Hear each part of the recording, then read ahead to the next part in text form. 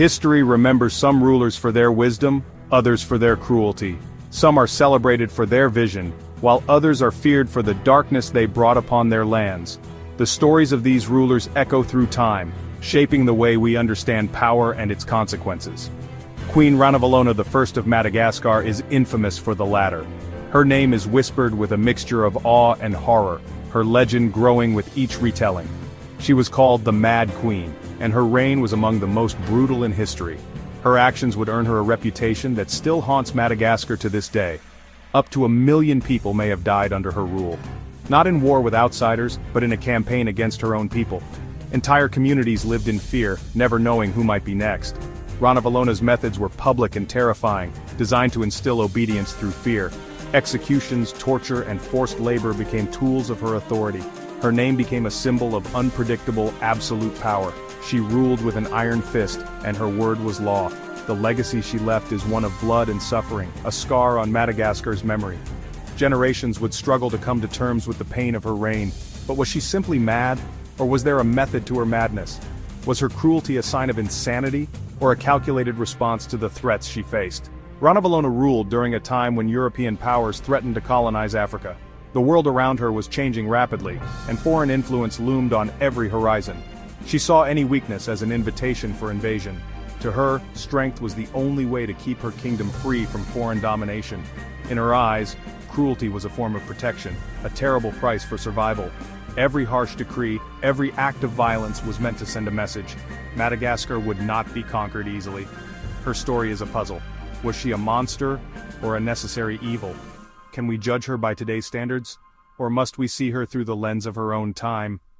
To understand her, we must travel back to 19th century Madagascar, a kingdom under immense pressure. The island was isolated, yet surrounded by threats both seen and unseen. We'll explore the world that shaped her, the threats she faced, and the brutal choices she made.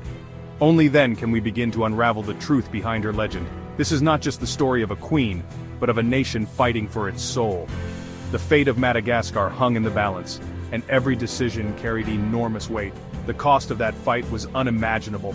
Lives were lost, families torn apart, and the land itself was changed forever. Welcome to the reign of Queen Ranavalona, the Mad Queen of Madagascar. Her story is one of terror, resilience, and the desperate struggle to survive in a world on the brink of change. Before Ranavalona, Madagascar was changing fast. King Radama I, her predecessor, opened the island to the world. He welcomed British missionaries, new technologies, and Christianity. Schools were built, the Malagasy language was written down, and trade with Europe flourished. Radama believed Western ideas would strengthen his kingdom, but not everyone agreed. Traditionalists feared foreign influence and the erosion of their culture. The Hova, a powerful conservative group, saw these changes as a threat to Madagascar's identity. Tensions grew between modernizers and traditionalists, dividing the kingdom. When Radama died suddenly in 1828, chaos erupted. The future he envisioned was thrown into doubt. The stage was set for a violent power struggle. Madagascar stood at a crossroads, between progress and tradition.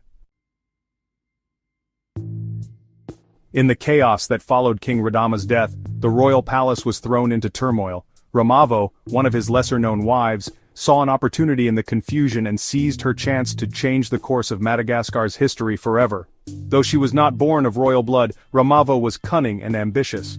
With the help of powerful allies inside the palace, she orchestrated a daring coup, eliminating the rightful heir and ruthlessly crushing his supporters in a calculated bid for power. Rivals were executed without mercy, and anyone loyal to Radama's pro-European vision was hunted down.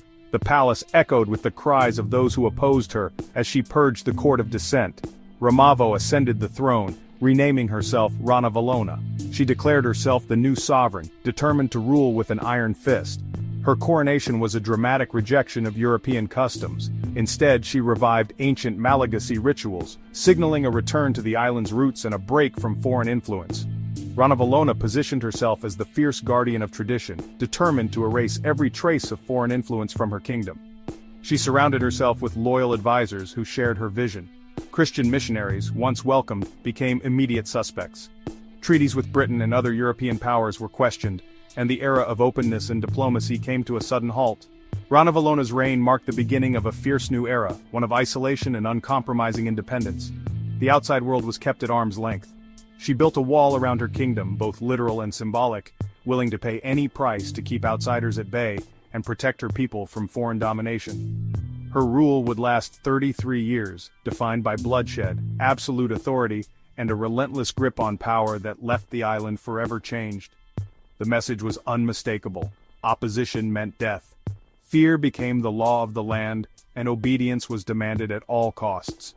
The era of modernization and foreign ideas was over. European influence faded and the island turned inward, closing itself off from the world. Madagascar would now be ruled by fear, suspicion, and the iron will of its new queen, not by foreign ideas or outside interference.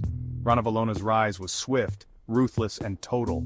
She had transformed herself from a palace outsider into the most powerful and feared woman in Madagascar. The Mad Queen was now in command, and her reign would become legendary for its brutality and unwavering resolve.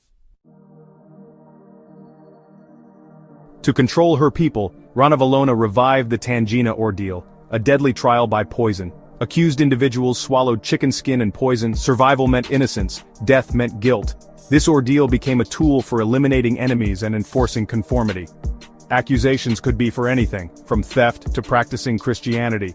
Fear and suspicion spread. No one was safe. The Queen especially targeted Christians, banning the faith and declaring its followers criminals. Thousands died from the Tangina ordeal. Others faced horrific punishments. The ordeal was more than justice, it was terror. Estimates suggest up to 100,000 people died from Tangina during her reign.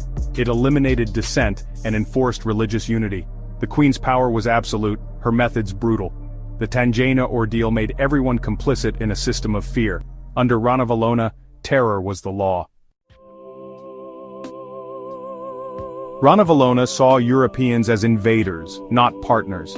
She believed that foreign influence threatened the very heart of Madagascar's traditions and sovereignty, and she was determined to protect her kingdom at any cost. She expelled missionaries and ended treaties with Britain, determined to make Madagascar self-sufficient. Ranavalona's government cut off diplomatic ties, sending a clear message that Madagascar would not bow to outside pressure or interference. Isolation came at a cost, no more access to modern weapons or goods. The kingdom was suddenly cut off from the technological advances and trade networks that were transforming the world beyond its shores. To compensate, she forced tens of thousands into labor, building factories under the direction of shipwrecked Frenchman Jean Laborde. These massive projects aimed to make Madagascar self-reliant, producing what the outside world would no longer provide. These factories produced everything from soap to cannons, but at a horrific human cost. The relentless pace and harsh conditions pushed workers to their limits, and the suffering was immense. Forced laborers suffered and died in droves. Families were torn apart, and entire communities felt the weight of Ranavalona's policies. For Ranavalona, these losses were a necessary sacrifice for independence. She believed that only through strength and unity could Madagascar remain free from foreign domination. Her fears weren't unfounded. In 1845, British and French forces attacked, but her army repelled them. The victory was a testament to her resolve and the resilience of her people.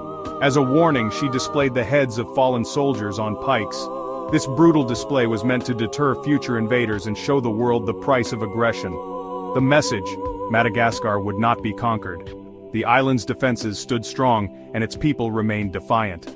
Her brutal methods kept colonial powers at bay, for a time, but the world was changing rapidly, and the threat of invasion never truly disappeared.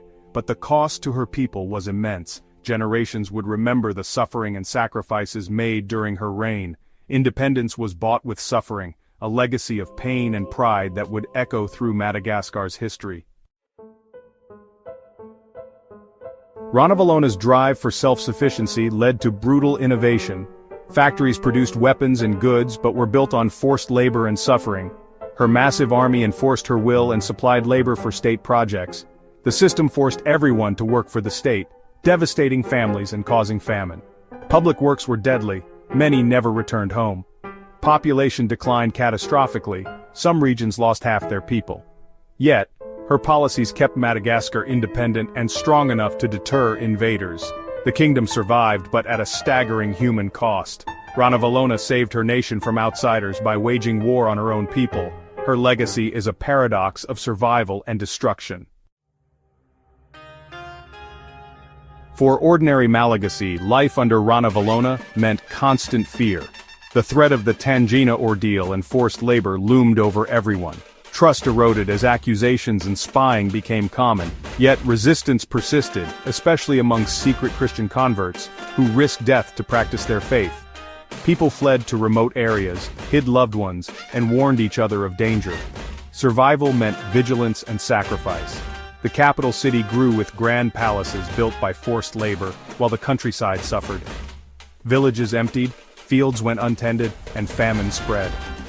The social fabric was torn apart. Ranavalona's rule created a nation strong on the outside, but hollowed out within. Fear was everywhere, but so was resilience. The people endured even as the queen's shadow darkened their lives. Ranavalona ruled for 33 years, outliving her enemies. Her son, Prince Rakoto, was secretly educated by the French and converted to Christianity.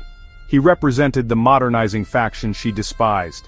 In 1857, a plot to overthrow her and open Madagascar to Europe was discovered. The prince was spared, but conspirators were executed and foreigners expelled. In her final years, Ranavalona's paranoia and cruelty intensified. She launched one last persecution of Christians. Her reign ended as it began, in violence and fear. She died in 1861 at age 83.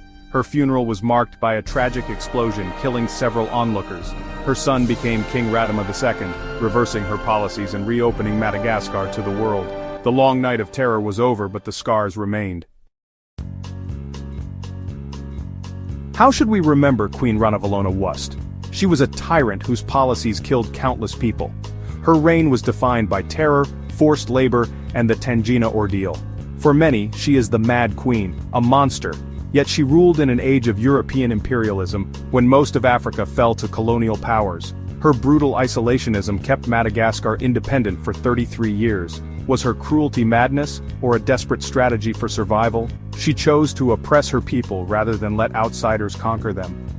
Ranavalona was both nation-killer and nation-saver. Her legacy is a paradox, brutality and sovereignty intertwined. Was she a monster or a misunderstood matriarch? The answer lies in the shadows between. What do you think? Let us know in the comments and subscribe for more forgotten history.